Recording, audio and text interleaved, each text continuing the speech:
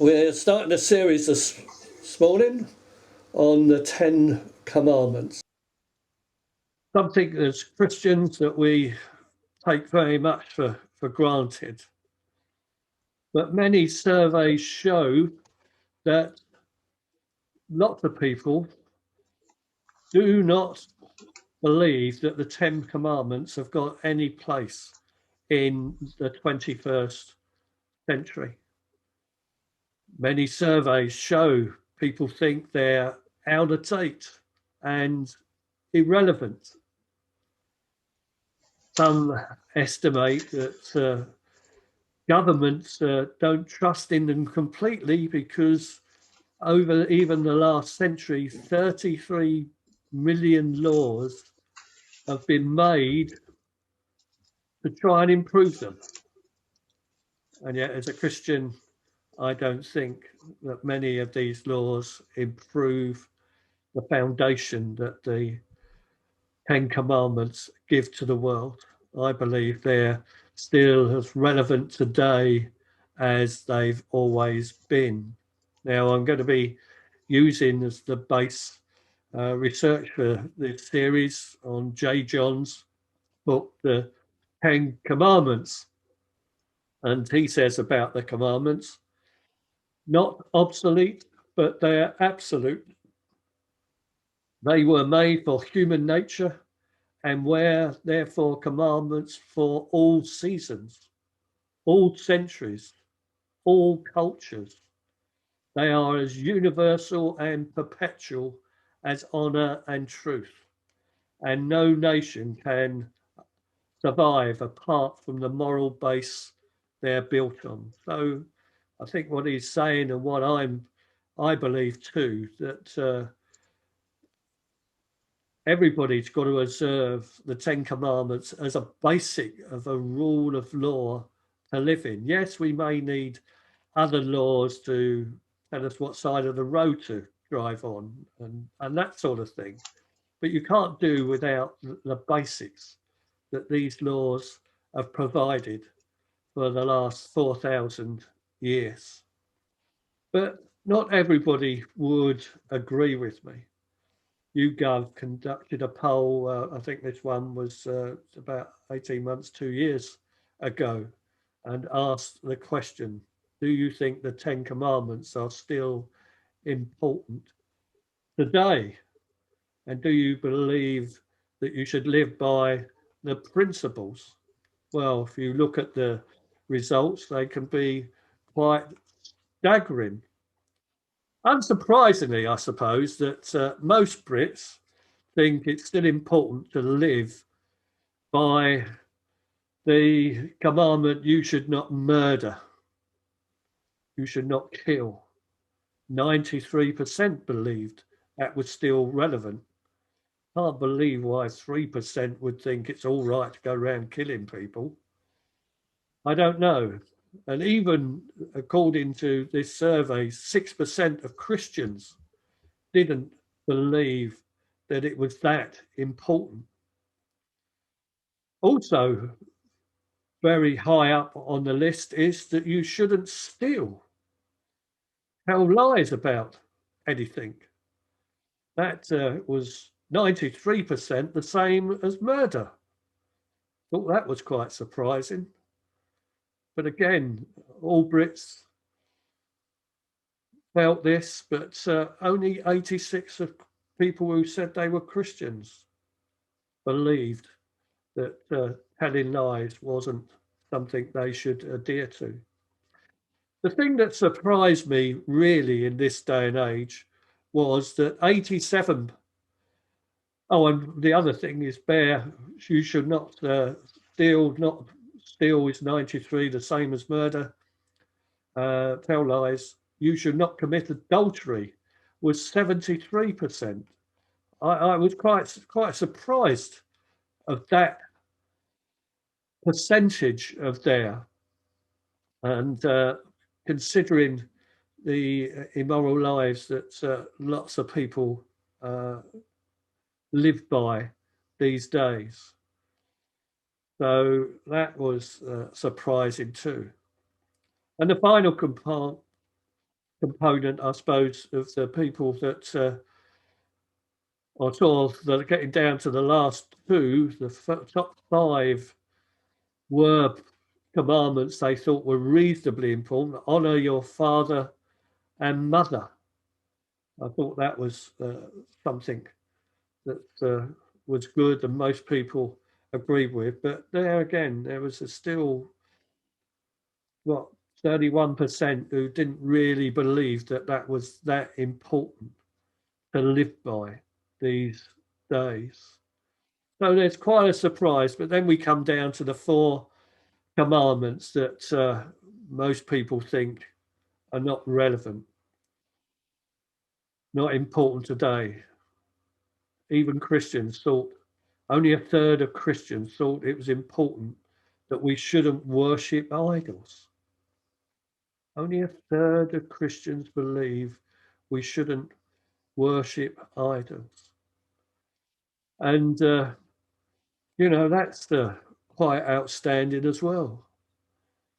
Only, 23% thought we shouldn't take the God's name in vain. And only 38% of Christians thought that that was important. And of course, the last one, remember, keep holy the Sabbath day. Most people, 73%, thought that was not important anymore.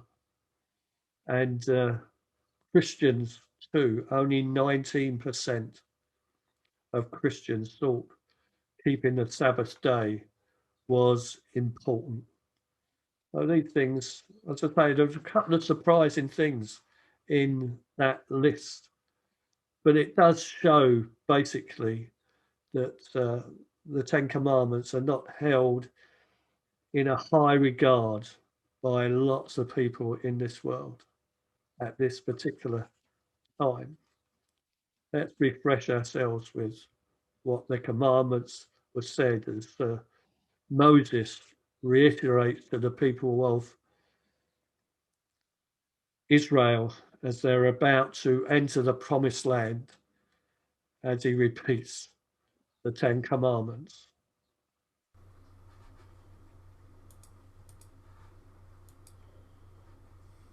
Deuteronomy chapter 5. Moses summoned all Israel and said, "Hear, Israel, the decrees and the laws I declare in your hearing today. Learn them and be sure to follow them. The Lord our God made a covenant with us at Horeb. It was not with our ancestors that the Lord made this covenant, but with us, with all of us who are alive here today. The Lord spoke to you face to face out of the fire on the mountain.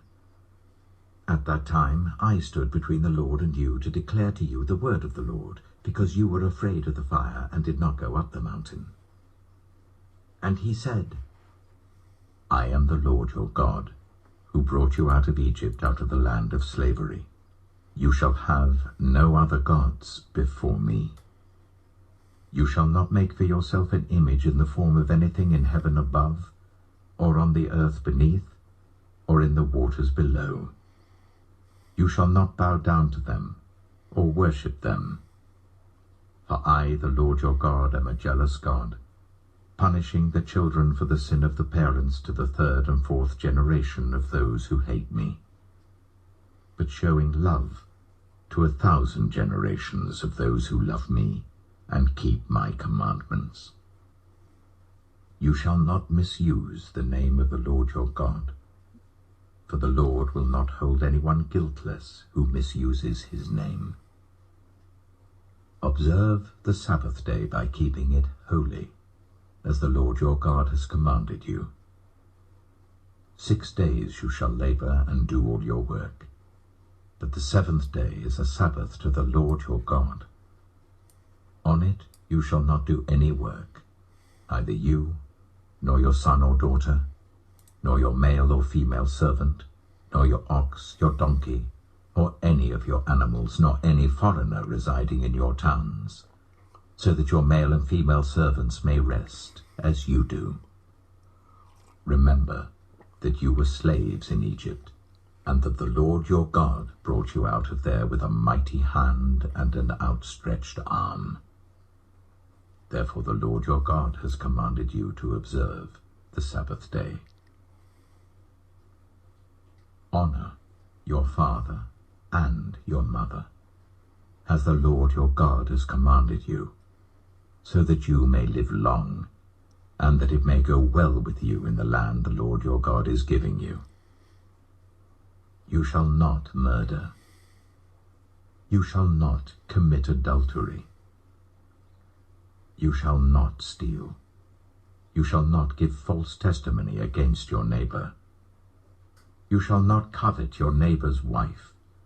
You shall not set your desire on your neighbor's house or land, his male or female servant, his ox or donkey, or anything that belongs to your neighbor. These are the commandments the Lord proclaimed in a loud voice to your whole assembly there on the mountain from out of the fire, the cloud, and the deep darkness. And he added nothing more. Then he wrote them on 2 stone tablets and gave them to me. Moses reading the 10 Commandments before the people of Israel entered the promised land. So John says this: I believe that these ancient rules are stamped like the embossed numerals on a watch dial onto the consciousness of every man and woman. They are part of what we are as human beings, and when we hear them, we recognize them in our innermost beings.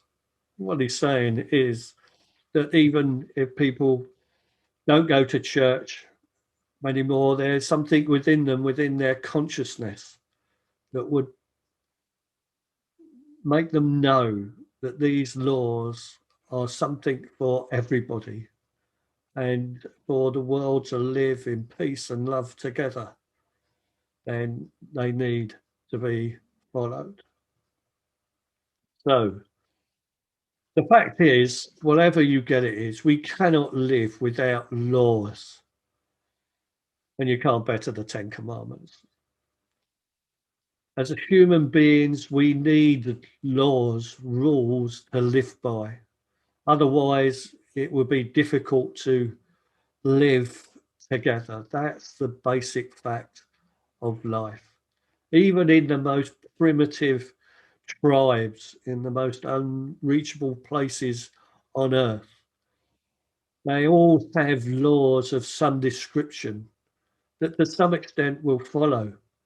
The 10 Commandments may not be about worshipping God, but the other bits of the law, because that's the only way you can really live. Now, lots of people today, us as a free thinking people, have the idea that the rules we have to live well are uncomfortable, off-putting. They're not rules for a modern, educated society. But I believe that they are. They may have been given 4,000 years ago, but they were made because of the basic human nature of everybody that wants to do evil at some part in their lives. They are as universal and perpetual as honoring and respecting people. And no nation, no group, no individual can live a righteous life without following them. The psalmist says The law of the Lord is perfect, refreshing the soul. The statutes of the Lord are trustworthy, making wise the simple. The precepts of the Lord are right, giving joy to the heart. The commands of the Lord are radiant, giving light to the eyes. The fear of the Lord is pure, enduring forever. The decrees of the Lord are firm, and all of them are righteous. They are more precious than gold, than much pure gold. They are sweeter than honey from the honeycomb. What the psalmist says. Well, we're going to start on the 10th commandment. Thou shalt not covet. What does covet mean? Coveting means desiring to possess something at the expense of the legitimate owner. Coveting is forbidden by God and can lead to terrible consequences. Mainly because before you can commit any of the other 9 commandments and sin against God, you virtually are breaking this 10th one. And yet it comes last, but it comes last because it's something we should end with as we read through and seek the consequences. Coveting is forbidden by God because it can lead to terrible consequences. The Hebrew verb used here, shamad, speaks of obsession, desire so strong that it compels someone to violate another person's body or property. So what we can say really is that the 10th commandment deals with our thought. The first 4 deal with our behavior towards God. 5 to 9 deal with our behavior towards other people. But the 10th one deals with our thought. You should not covet your neighbour's wife, it starts off. You shall not set your desire on your neighbour's house or garden, his flowers or his water feature, or any other members of his family. You mustn't desire his car, her car. You mustn't wish you had dogs like theirs, or even cats, or anything that belongs to other people. That's what coveting means. Coveting is all about having what others have. And that's not good. Having desires to have what other people want all the time cannot make us happy. Make sure we live in contentment. If we're heavily always wanting what someone else has had, we're not really understanding that we are valued by God as we are. He made us as individuals. We are in his image and we are valued. And he doesn't want us to be like anybody else. We were created to be different from each other. And if we love God and love ourselves, we have no legitimate need to compare ourselves to others and want what they have. We don't have to compete. God doesn't want us to compete with our neighbours. Now, I'm not too sure what this cat is desiring in this shop window, but coveting is when we focus so intensely upon getting what someone else has. And that's not good for us. Now, we know, like many of us have got dogs and cats, that most animals' natural instinct is to eat as much as they can whenever they can. We may feed them regularly, that doesn't diminish their desire to try and sneak or nick a tidbit that they shouldn't. But we can train our dogs not to grab things off the table. We can not overfeed them, but their instinct will not diminish because they're animals. They're not human beings. They're not created in the image of God. we do have the ability to control our desires in this world. We have to, of course, all translate these laws into our day's complex world.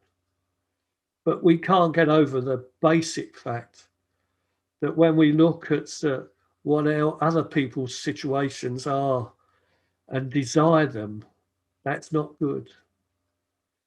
And there used to be a phrase that was knocking around many years ago. I don't hope it's so much today, called keeping up with the Joneses. Do you remember that? I can remember my grandparents saying that very much to me at various things when I wanted somebody else's toys or whatever. There's no need to keep up what the Joneses have got, you know. But that can go on these days. It's not the question of desiring what people possessions they've got. It's desiring their lifestyles, being jealous of their job, wanting their job, perhaps wanting to be paid as much as they're paid.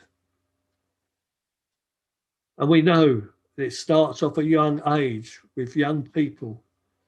Peer pressure is a major problem with children these days when they're open to so many advertisements and lifestyles on the television screens and in social media than anything else.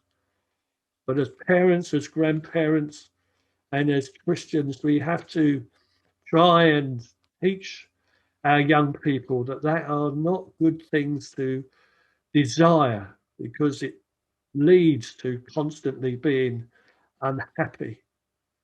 Yes, my next door neighbour may have a better pension than me, but there's no need to be jealous of him. We need to be satisfied with what we have. Coveting is when we focus so intently on getting what someone else has, we lose our perspective on our life, and lose our understanding of our relationship to God. We lose our equilibrium. We can become dizzy with the rush to be and have like someone else. That's not good for us. If we're like that, it's destructive. I want may lead to I must have, and then to I must take, and to committing more serious sins. Need to be satisfied. Jesus taught us while he's on earth to not worry about storing up earthly treasures, didn't he? Jesus taught us, don't store up treasures on earth. Moths and rust can destroy them, and thieves can break in and steal them. Instead, store up your treasures in heaven, where moths and rust cannot destroy them, and thieves cannot break in and steal them. Your heart will be where your treasure is. That's where we need to concentrate our desires, to have a strong relationship with God through the saving love and grace of Jesus Christ, trusting God for all that we have, believing that what we have we can live in contentment with. Don't ever doubt that. God is not pleased when we covet what other people have. And if we think about it, envy is the same thing, isn't it? Envy is coveting. I like what Gordon MacDonald, who's no longer with us, said. We envy the executive's perks before we acquaint ourselves with the pressure of his job. We covet his recognition given to celebrities before we understand the fishbowl living they live in. And we aspire to honour the hero before we appreciate the dangers he or she has faced. So we might ask, why did God give us this commandment and make it number 10? Because it reflects human nature, and human nature, when they covert, go down wrong paths and bad ways and pile up disasters. Think of two prominent stories in the scriptures: the story of David and Bathsheba, and the story of King Ahab and Naboth. Naboth had a great vineyard. He was a great winekeeper, grew great grapes and produced marvelous tasting wine. And Ahab the king looked from his palace and his own vineyards that weren't producing so good, so he coveted his neighbour's Naboth, and that led to murder and everything else. Young David, another one who could have anything he wanted, had many wives, and yet when he wasn't doing something he should be, leaving his nation in war, wandered around his palace, he spied the beautiful Bathsheba having a bath. And we know what happens then, didn't we? What happened? He took her, lied, and murdered her husband so he could have her. And that led to terrible consequences throughout his reign. Yes, he was a man who God loved deeply, and he was a man after God's heart, but that didn't stop the consequences, ruining his life and destroying his kingdom. So, how can we deal with our converting then?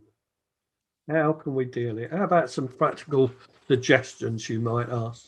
Well, I think the first thing is to recognize if we have all these desires, always envious of what other people have, we've got a big problem. And we need to recognize that we've got to deal with it.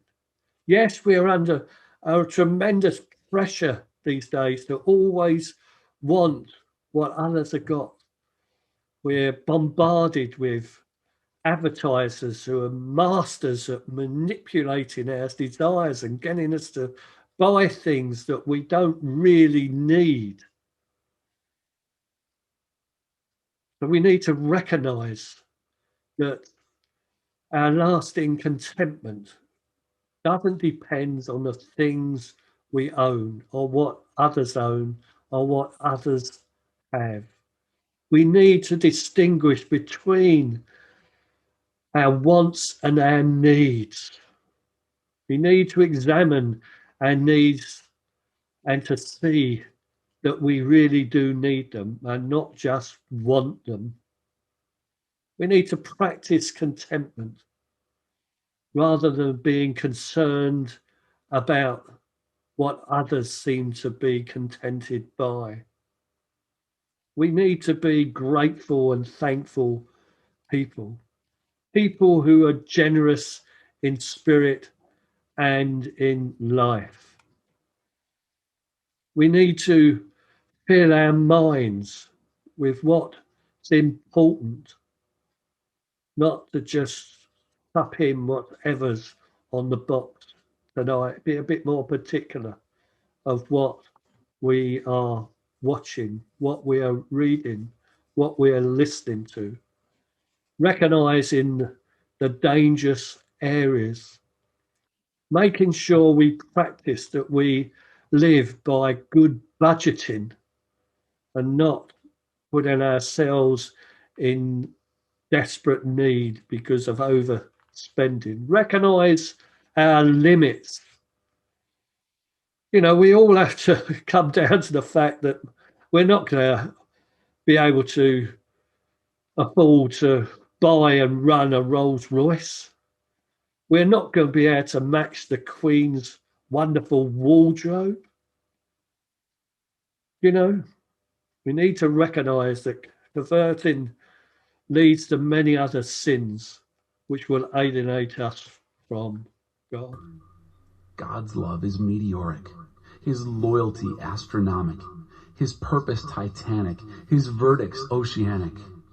Yet, in his largeness, nothing gets lost.